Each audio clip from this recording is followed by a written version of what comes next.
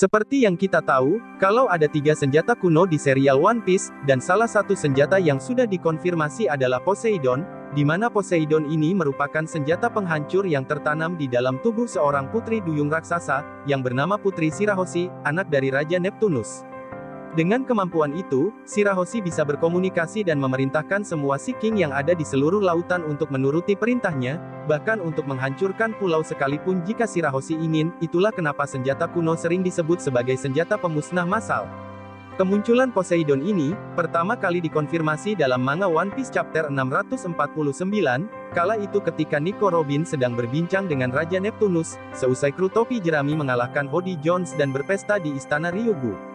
Nico Robin sendiri yakin, jika lokasi dari senjata Poseidon ini benar adanya di Pulau Manusia Ikan, hal itu karena sebelumnya, Robin sudah membaca poneglyph di Pulau Langit, di mana pada poneglyph itu, tertulis jelas lokasi dari Poseidon ini, dan hal itu ternyata benar, meskipun Robin sendiri tidak menyangka bahwa wujud senjata itu adalah seorang putri duyung.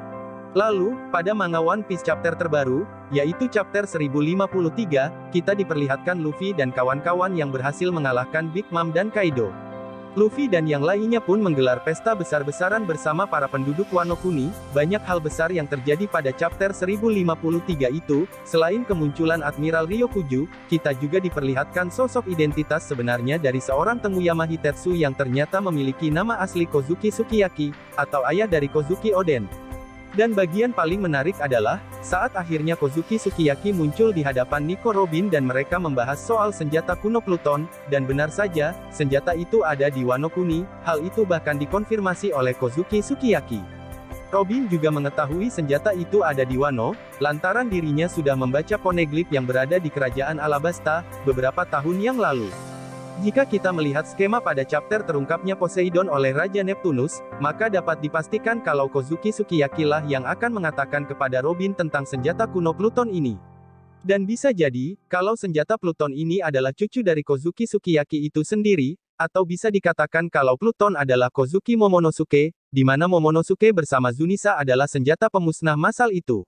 Sama seperti Shirahoshi dengan para Sea King, seperti yang kita tahu, pada beberapa chapter yang lalu, kalau sejauh ini Momo adalah satu-satunya karakter yang bisa berbicara dengan Zunisa, lalu bagaimana kalau Zunisa adalah seekor gajah cyborg, sama seperti Franky yang merubah sebagian tubuhnya menjadi robot setelah terinspirasi dari blueprint Pluton, dan jika kalian ingat, tubuh Queen dalam mode dinosaurus saja bisa dimodifikasi menjadi mesin, maka tidak menutup kemungkinan kalau Zunisa juga merupakan cyborg dan menjadi senjata Pluton itu.